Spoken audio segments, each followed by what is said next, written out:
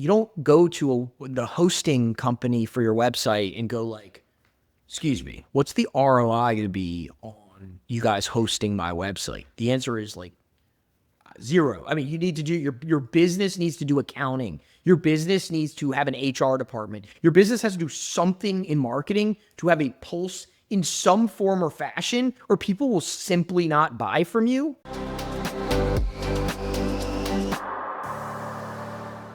Thanks for joining me today, Justin. Super excited to talk about founder-led content. This is something I think we've seen a lot more in the industry lately. And I think we know why it's really important, but maybe there are founders out there who this might be a new concept to them. Why would you say it's important for founders to be creating thought leadership content?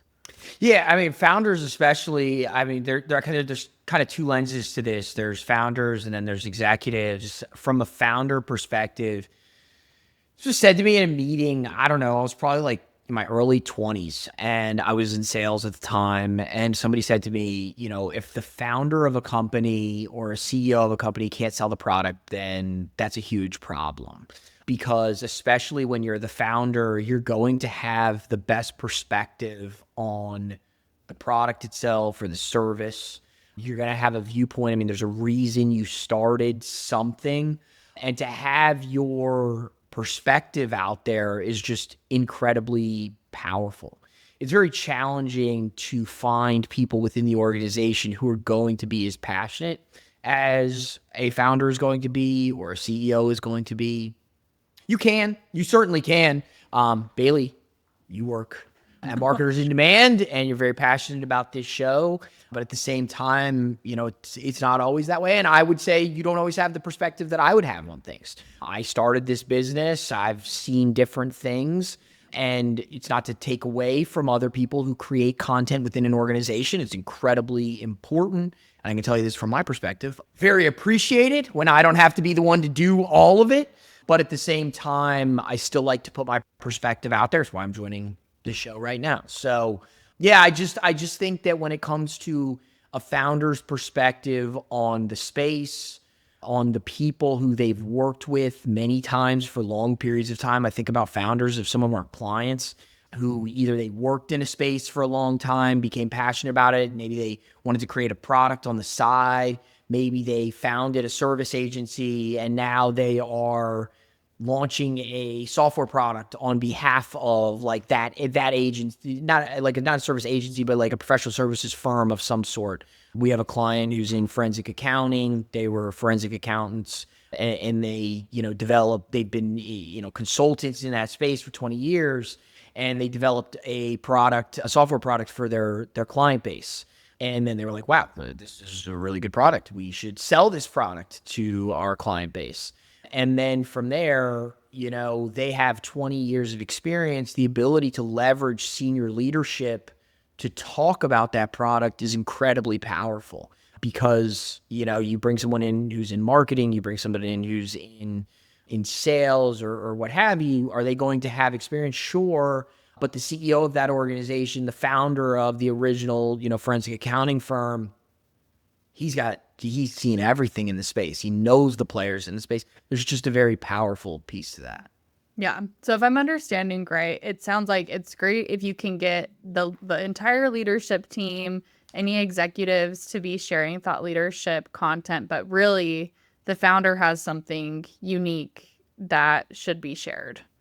Yeah, and in some situations, you're going to find it doesn't always have to be the founder. There might be a head of sales. It just really depends on the organization. I think founder-led content is kind of a term used to, and that's why I said that at the top of your last question was just, I think it could just be like executive leadership. I think there is just a difference between, you know, that executive leadership, the people who have been in a space for 10, 15 years, because then there's other types of content, right? Like Baylee, you run this show, you talk to other subject matter experts and you serve almost in those situations. I know you give a lot of your own perspectives, but in those situations, a lot of times you're serving as like, I've seen some stuff and you've seen some stuff, subject matter expert. I'm kind of like reporting on what you've seen. I'm giving some of my perspective, But I don't think, in knowing you, you're a pretty humble person. I think you're very talented, but I don't think that you would walk into that call and be like, I am a marketing guru. You're like, hey, I'm here to try and tell story, talk to people, give some of my own perspective. Would I sit here and say I'm a marketing guru? No. But if I started a show and I was doing a show on running marketing agencies, I worked at a marketing agency with my current business partner. We left that agency. We started our first agency. We tore that agency down 3 different times, launched it into different things, from a video production agency to a full service marketing agency to a podcast agency. I've acquired 3 different agencies since then through an M&A process, leveraging different resources. Yeah, I think, I'm not trying to be boisterous, but do I feel like I could get on, I could create content and be like, can I put content out there and tell stories from more of a subject matter expertise? Don't want to call myself an agency guru because nobody likes that term, but could I go and hold my own pretty much against any marketing agency owner I'd like to think in the world? Probably. I've just seen a lot. I've been doing it for over 10 years. My business partner's been doing it over 20, who I've learned from. And I think there's just tremendous power in that. There's a sense of, and look, I know people are getting, since Zuckerberg, popped on the scene, and you have some of the most powerful people in the world at 22 years old. I know people are doing things at younger ages, but I still think for the most part in the world, there is some power that comes with experience and having just been doing this a long time. And most founders that you're going to talk to, yes, you're going to get your founder at some product-led SaaS who's 23 years old and they got $50 million in funding. That's great. It's not typically what I'm talking about in this situation. I'm talking more about the founder or the CEO who has been around the block in a certain industry where they know that industry. They're like, I'm in the credit union tech space, and I've been in it for 35 years, and I founded this company 15 years ago. I use this as an example because things in banking, everybody's worked at a bank for 25 years. It's if you worked at a bank for 25 years, you're the junior kid on the block. And so it's super interesting. And so that founder brings just a lot of power to that conversation and to that content that's being created, that in spaces like that, finance, legal, whatever space you might be in, you're just not going to get that same trust that somebody with that level of experience is going to get. You have to take more of that other approach, which is more of the reporter approach, the interview type approach, where the founder can really come in and be like, here's a state of things that I see in my space. Yeah. I 100% agree with you. You can't really trade those years of experience. So me, someone who's earlier in my career, I love interviewing people like you who really have gone around the block and have learned some things. So for founders like you who are really busy and have limited time, what would you recommend would be the first step to start creating this content if they don't have a lot of time or resources? Yeah, well, before I answer that question, I'm going to ask you a question back. Is what kind of content are you looking for here? So are you looking for a company's content strategy where it's driving the business's content strategy? Are we talking about a founder establishing themselves as a thought leader in their space where they're and spoiler, my answers can probably be the same for both, but I'm just curious as to how you want me to answer. Is it a founder who is establishing themselves as a thought leader, on LinkedIn, on Twitter, on whatever? I'm just curious how you'd like me to answer the question. I can answer both. Doesn't matter. Yeah. I think you bring up a good point, is probably before you jump into execution is you want to know what your end goal is. Yeah. So I think that would be the first question for people listening who are maybe founders or trying to create content for founders, is determine first, what is your end goal? Are you trying to grow on LinkedIn? Are you trying to build authority on your website, whatever your platforms? And then you can get into the execution, which I think you'll jump into, Justin, on how you want to handle that. But maybe let's talk just about if you're trying to grow on LinkedIn as a thought leader. I was thinking as you were talking, I'm going to actually go the other direction. Oh, okay. Go for it. And I'll tell you why. So I think that there are founders out there that want to be thought leaders. And in that situation, frankly, congratulations, marketer, you won the founder lottery. The reality is that most founders, or lots of them, especially in tech, do not want to have to do that. They probably founded a tech company because they like to code and they like to create things, and they don't want to have to go out there and talk about it. Maybe, and there's lots of them that do, but I'm going to talk more about that side of things first, because I find that to be the much more challenging one, which is the founder or the executive see marketing as like, go do, go create, and I'm going to work on the business. And you have to determine as a marketer in that situation if it's even worth it to get founder-led content. Baylee, you and I both worked with Joe Michalowski. I worked with him when he was at a company called Mosaic. He's off on his own doing things. He worked for us for a while. And Joe had that same situation. So Joe was working with one of the founders on a show, but the founder did not have the same appetite for that show that Joe did. And Joe ended up just having to make a decision as the marketer. Do I get slowed down from my content so that I can create founder-led content?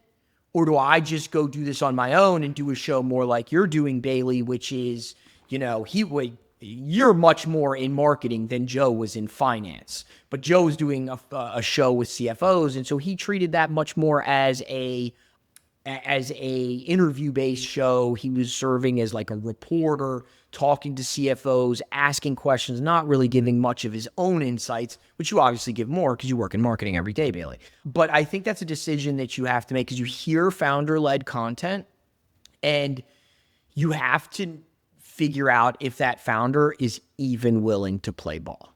And if they're not, and it is pulling teeth, you just need to go another direction. Now, if they are apprehensive but open, it is a great opportunity. I would certainly, depending on how they work, but I think, I want to say 99 times out of 100, but we'll go with 9 times out of 10. 9 times out of 10, you're going to be better off doing an interview of some sort with the CEO, if they are the founder, if they don't want to do it. If they're not like jazzed up about it. I'll finish there. Because that's the easiest. Like if they're psyched up about it, launch them a podcast. It's the easiest thing ever. And then you use that podcast to generate a whole bunch of content. But not every founder is like that. Not every and a lot of founders say they're about it, and then 2 months in, they're just not about it. So the second piece is like the founder so you have the founder who's not interested. You probably can't do it. It's just not going to happen. Right? You can try, but I know how founders of businesses are. They're just not going to be told what to do. They might be for a little while. And in the end, they're going to be like, I don't want to do this. You're in marketing. I pay you. You go do it. Go create content. And that's just reality. So the second piece is founders who are open to it, but not like fired up about it.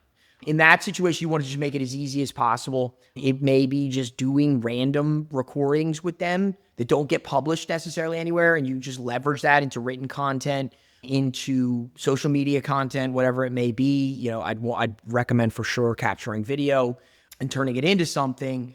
And, maybe you do it once a quarter and you get like an address of the industry or something along those lines. Could be a webinar. A lot of times webinar scares a founder. They don't want to have to prepare. They don't want to be live. Like, it's going to be easier to just like I am right now, just having a conversation with Baylee, and she's going to use this to go. I mean, I'm a great example of number two. It's like, I'm not really running a show right now because I'm too busy.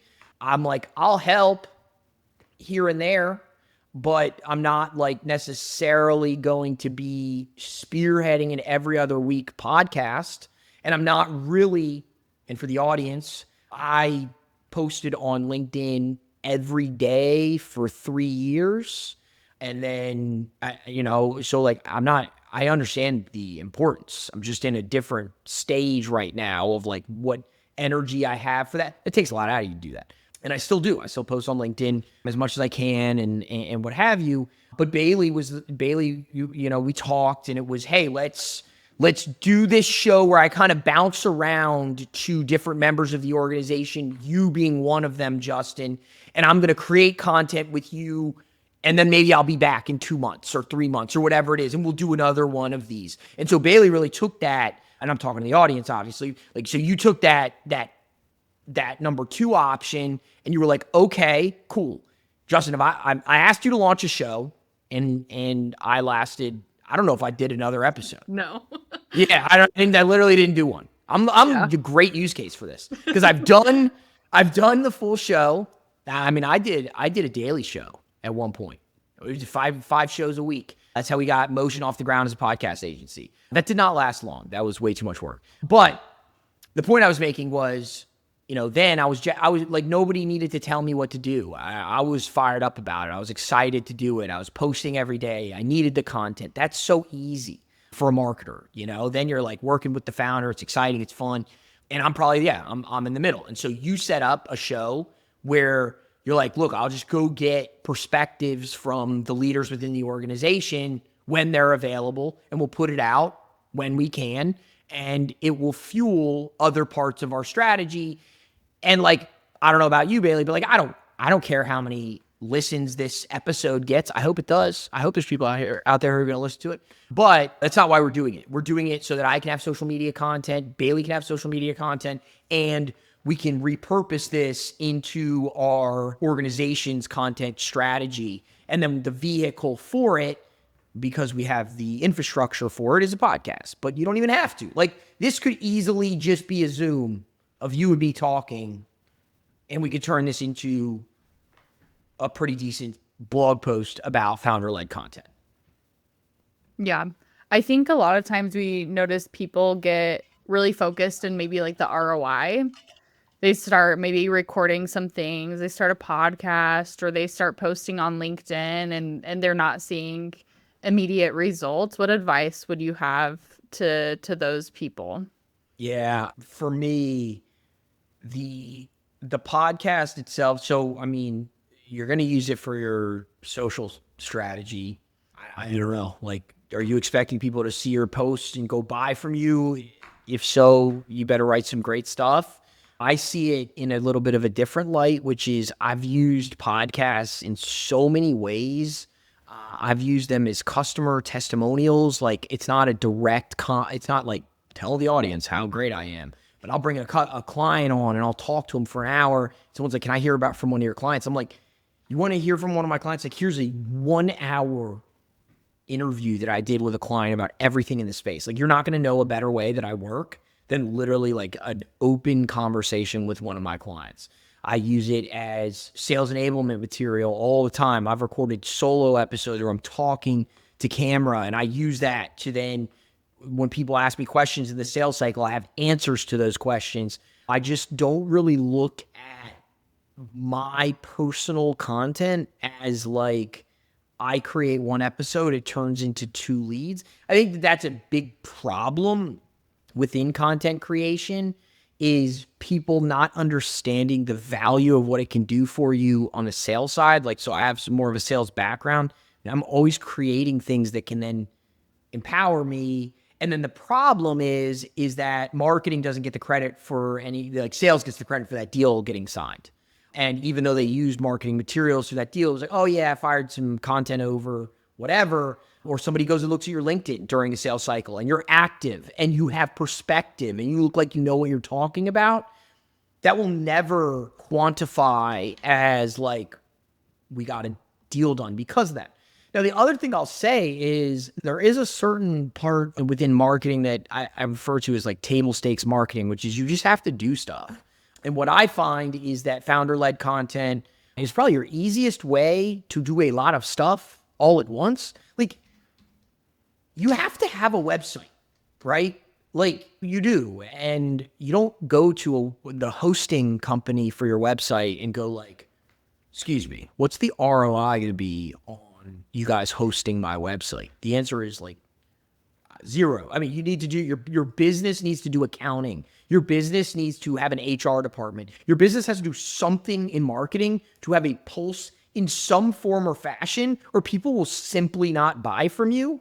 And so can there be directly attributed ROI to doing a podcast or to having content? For sure. I mean, come on. Like I've talked to so many people and over the years, especially when I was creating content, they're like, I listened to your show. I heard you say this, and that's great. But it's not really like what I was doing it for in every aspect. And I think when it comes to founder-led content, it's like, here's your ability to have content for your site to fuel your social. So your site looks like it's active and vibrant. Is it going to drive SEO? Maybe. I mean, maybe. Like maybe you have a good SEO strategy, or you work with an SEO firm, or you're just going to be putting something on your site that doesn't look like you either A, don't create any content, or B, you have no perspective. People are going to go to your social media. They're going to go to you as a founder. They're going to go to your organization social. Do you look alive? Do you look like there's someone I would want to work with?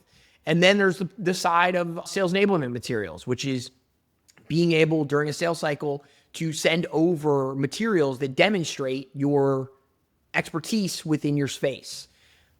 All three of those things, you're probably just not going to be able to walk into a board meeting and say, this founder-led content generated X number of dollars. I mean, you certainly can, depending on how much budget you have for this and whether or not you're like setting up specific landing pages and running ads and doing that.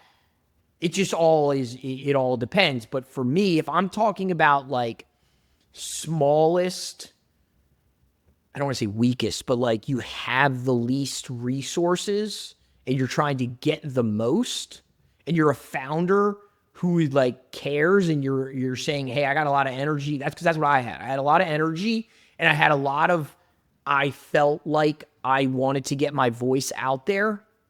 And the best thing I could have ever done was, we launched a podcast and saw the power and the value in it so fast that we turned our entire business into a podcast agency. At the time, we were a marketing agency. We launched ourselves a podcast. We launched a podcast for one client, and we were like, oh my gosh.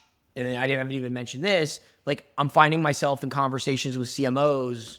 That's why I ended up doing a daily show, is because I go back to me starting in sales, and it's like, what do you want in sales, right? You want to get to the decision makers, and it's hard.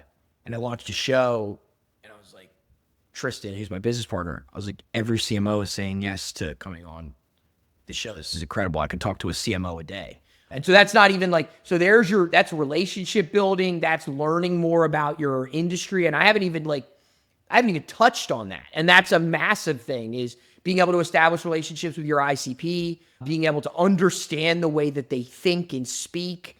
There's so much value to it that, for me, it's frustrating when I talk to marketers and they say that their CEO or founder has no interest in creating content.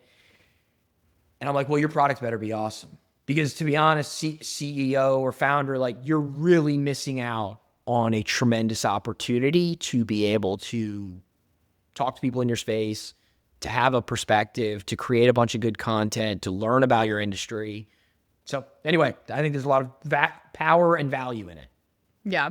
I think just going back a little bit to what you said about ROI, there might not be like a dollar sign amount to that, but it's the trust. And you can't really put a number to the trust that you build with people. And that's going to be to your audience. And then I also am always amazed by the people that say yes. I will reach out to these people that are so smart and advanced in their careers, and people want to help other people, I think, most of the time. So it's just a really easy way to connect with people that you want to talk with, to learn from them, or maybe eventually convert them into your customers. I interviewed, I mean, look, he's a polarizing guy. Some people like him, some people don't. I interviewed Gary Vee. Like, I don't know, you want to know how it went?